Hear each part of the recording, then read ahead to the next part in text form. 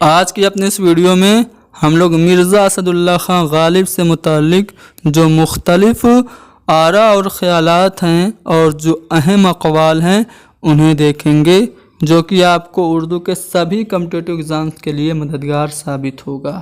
سب سے پہلے بات کرتے ہیں مرزا اسد اللہ خان غالب کے ہی شاگرد خواجہ الطاف حسین حالی کی۔ انہوں نے غالب کی ایک سوانح حیات لکھی جس کا نام انہوں نے رکھا یادگار غالب۔ اس میں انہوں نے مرزا غالب کو حیوان ظریف کہا۔ تو غالب کو حیوان ظریف کس نے کہا؟ حالی نے کہا۔ اس کے علاوہ حالی نے مرزا غالب کو بلبل ہند بھی کہا۔ عام طور سے بلبل ہند داغ دہلوی کو کہا جاتا ہے۔ داغ دہلوی بطور بلبل ہند مشہور ہیں، لیکن حالی نے مرزا غالب کو بلبل ہند کہا۔ ٹھیک ہے۔ اچھا، نائٹنگل آف انڈیا، بھارت کی کوکلا کسے کہا جاتا ہے؟ ذرا آپ لوگ کمنٹ کر کے لکھ دیجئے۔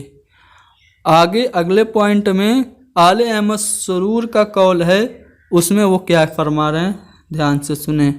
ماضی کا رچا ہوا شعور، حال کے پیچ و خم کا احساس اور آنے والے دور کی کرنیں سبھی کچھ موجود ہیں۔ یعنی کہ وہ مرزا کے کلام میں بتا رہے ہیں کہ ماضی کا رچا ہوا شعور بھی ہے، حال کے پیچ و خم بھی ہیں اور آنے والے دور کی کرنیں بھی ہیں۔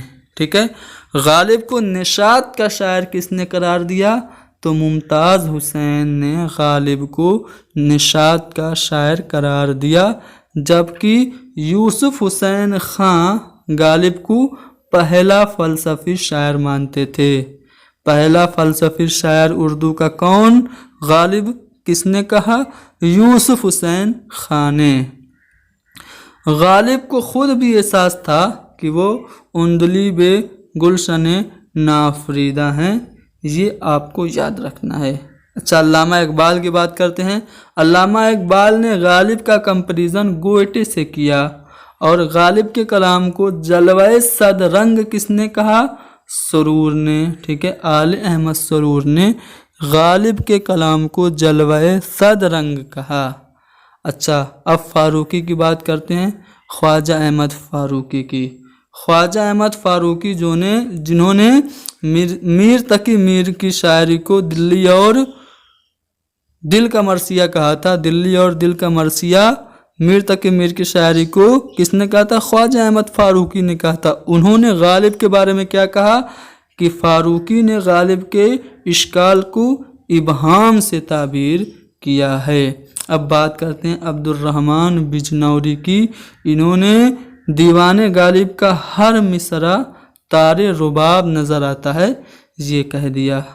اور یہی نہیں رکے، وہ آگے بڑھتے ہیں اور کہتے ہیں کہ ہندوستان کی الہامی کتابیں دو ہیں، ایک وید مقدس، دوسری دیوان غالب۔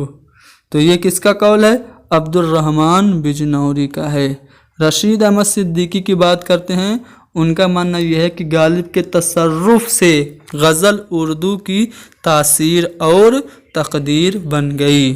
اور آگے بڑھتے ہوئے ایک اور قول ان کا مشہور ہے کہ غالب نے اردو شاعری کو ایک نیا شعور، ایک نیا نسب اور ایک نیا افق دیا۔ ٹھیک ہے۔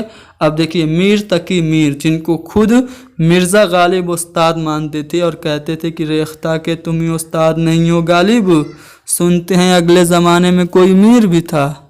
اور اس کے علاوہ وہ کہتے ہیں کہ غالب اپنا تو عقیدہ ہے بقول ناسخ، آپ بے بہرہ ہے جو معتقد میر نہیں۔ تو جس کو استاد مانتے تھے وہ ان کے بارے میں کیا کہہ رہے ہیں، سنیں گے۔ کہہ رہے ہیں کہ اگر اس لڑکے کو کوئی کامل استاد مل گیا اور اس نے اس کو سیدھے راستے پر ڈال دیا تو لاجواب شاعر بن جائے گا، ورنہ مہمل بکنے لگے گا۔ یہ میر تقی میر کا نظریہ ہے، کس کے بارے میں؟ مرزا غالب کے بارے میں۔ عبد الرحمن بجنوری کہہ رہے ہیں کہ مرزا غالب کے لیے شاعری موسیقی اور موسیقی شاعری ہے۔ آل احمد سرور کا ایک اور قول یہاں پہ آپ دیکھ سکتے ہیں، غالب کی کسر شاہی کی بنیاد جدت ترازی پر ہے۔ اس جدت ترازی میں जिद्दत तखय्युल, जिद्दत इस्तियार, जिद्दत तशबीहात, जिद्दत महाकात और जिद्दत अल्फाज सब नज़र आते हैं। ये आले अहमद सरूर का कौल है। जमील जालबी का भी यहाँ पे एक कौल देख लीजिए कि गालिब का कमाल यह है कि उन्होंने सादगी गोई की रिवायत में ताज़ा गोई की खसूसियात से अपना मुनफरिद रंग सुखन ईजाद करके इसे हयात व कायनात से मिला दिया। ये जमील जालबी का नज़रिया है। तो यहाँ पे मिर्ज़ा असदुल्ला ख़ान गालिब से मुताल्लिक जितने भी अहम ख़यालात और अक़वाल थे मैंने आपको बता दिया। उम्मीद करता हूँ कि यह वीडियो आपके लिए फ़ायदेमंद साबित होगी।